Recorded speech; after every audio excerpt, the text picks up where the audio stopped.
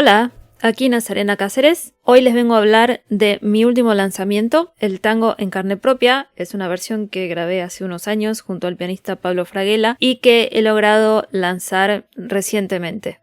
Hoy quiero hablarles sobre el proceso creativo de este tema y además algo que me parece esencial a la hora de construir una interpretación de un tango, que es la reconstrucción a través de diversas versiones. Y de esta manera, buscando versiones de este tango, que no hay tantas en verdad, encontré a una cantora excepcional que ha quedado un poco perdida en la historia del tango, que es María de la Fuente.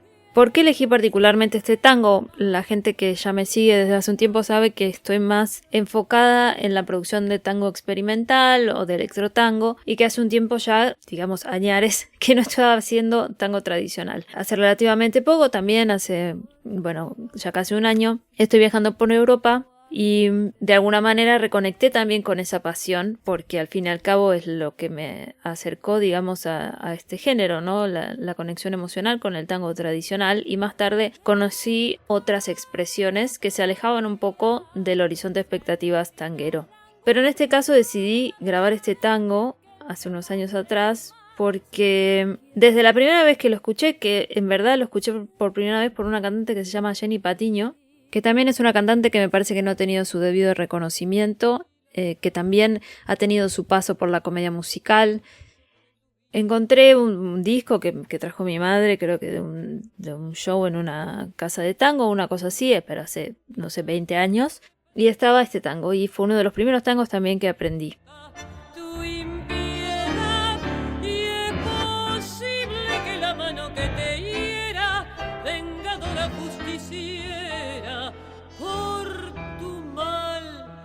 Devuelva golpe a golpe el sufrimiento. Lo que más uno hace a lo largo, digamos, del tiempo es redefinir las líricas, ¿no? Redefinir las letras. Recuerdo también que cuando era chica mi madre decía algo así como que en las situaciones en las que alguien le hacía algo malo o lo que sea, ella siempre decía: me sentaré en el cordón de la vereda a ver pasar el cadáver de mi enemigo. Ese era el concepto de mi mamá. Y de alguna manera también me ayudó a aprender a confiar en que cada uno recibe lo que da. Recibe y cosecha lo que da. Entonces, al fin y al cabo, la gente que hace el mal, de alguna manera va a recibir ese mal. Es una ley de la justicia divina.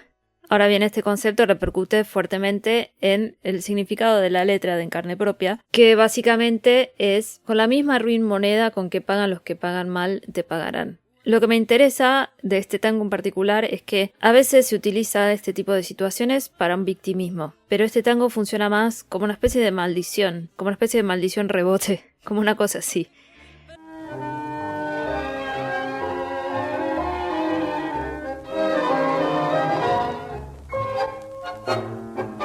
A mí no me gusta mucho el tipo de tango que evoca un victimismo muy fuerte en sus letras, que hay bastante, en el cual no se toma la responsabilidad de la parte que le toca a cada uno, ¿no?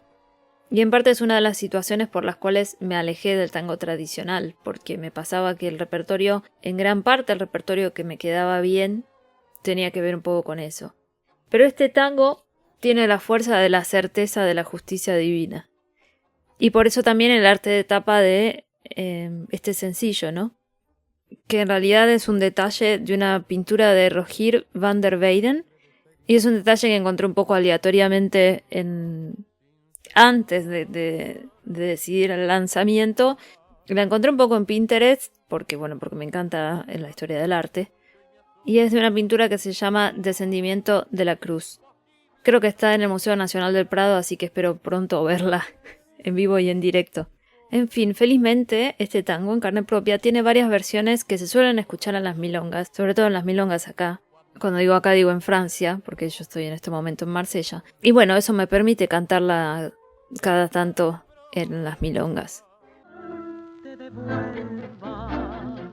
Golpe a golpe el sufrimiento cuando estés en el momento en que el golpe duele más. Ahora, como les explicaba un poco, a la hora de construir una interpretación es muy bueno buscar varias versiones, porque eso enriquece también siempre y cuando tengas en claro cuál es tu estilo, porque si no uno termina como imitando un poco, ¿no? Lo que pasa. Pero está bueno ver qué pasa musicalmente en las versiones y qué pasa también en lo interpretativo del cantante. Y buscando estas versiones encontré la versión de María de la Fuente. Y así también encontré la semblanza de María de la Fuente, que está en la página Todo Tango. Y la verdad no es una cantante de la que se hable mucho. Fue una cantante nacida en Río Negro, en Argentina, el 25 de abril de 1918. Comenzó en el cuarteto vocal Ferry y después se transformó en la solista de una de las solistas de Radio El Mundo. Ahí estuvo trabajando por muchísimos años. Más tarde viajó a Japón, fue parte de la primera embajada tanguera en Japón con la orquesta de Juan Canaro. Allí también cantaba Héctor Insúa. Hay que tener en cuenta que María tenía solamente 18 años cuando el director de Radio El Mundo, Pablo Valle, le ofrece ser cancionista solista.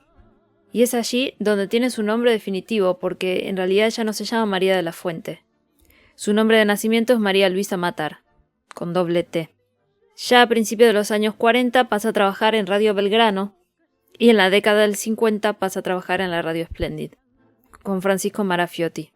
El disco donde está en carne propia, o la versión digamos más importante de ella, fue editado en 1946 para el sello Odeón. Todos conocemos el sello Odeón porque es uno de los principales sellos del mundo tanguero, ¿no? Si mal no recuerdo, Pugliese editó toda su discografía con Odeón. Si no es así, pueden corregirme en comentarios. Y un poco la intención de este disco era hacerle grabar boleros porque querían que ella se introdujera en el ámbito del mercado latinoamericano. Pero ella decide grabar tango porque su vocación era tanguera. Entonces quiere grabar los dos géneros, boleros y tangos. Me has herido y la sangre herida. Recordemos también que una versión muy reconocida de En Carne Propia es la de Libertad Lamarque cuando ella ya estaba en México. Más tarde, entre 1950 y 1952, acompañada por la orquesta de Astor Piazzolla, o sea, trabajó con Piazzolla, graba unos 8 temas más, ya para otro sello, y entre estos hay clásicos como El Choclo, Romance de Barrio, etc. Trabajó también con Miguel Caló y fue actriz. Hay un registro de que actuó en 3 películas, que bueno, que no son muy conocidas porque no fueron tan buenas, digamos. Yo no las vi, así que no puedo dar mi veredicto, pero bueno, no tienen buena review. Y acá quiero tomar particularmente, textualmente, un fragmento de esta semblanza que la escribió Néstor Pinzón, está en el portal de Todo Tango, y dice: a María de la Fuente le ocurrió el mismo fenómeno de todas cancionistas de la década del 40, que se vieron superadas por el éxito de los grandes rubros del tango: Trollo Fiorentino, D'Arienzo Echagüe, Fiorentino Vargas, Caló Verón, etc. No obstante, fue de su generación la que más grabaciones hizo. Baste comparar los pocos registros de Carmen Duval y de Chola Luna, entre otras. Lo único que puedo hacer después de dejarles este pequeño resumen es un pequeño fragmento de su versión de En Carne Propia. Les aconsejo que la busquen y que la disfruten. También les invito a que busquen mi versión de En Carne Propia, que va a estar solo subida a Bandcamp completa. Les voy a dejar el link por aquí abajo. Y si les interesa mi producción musical, también invitarles, porque estaría muy agradecida, a que hagan una pequeña colaboración en mi Buy Me a Coffee, porque para mí es un montonazo. Espero nos veamos pronto y les dejo un abrazo.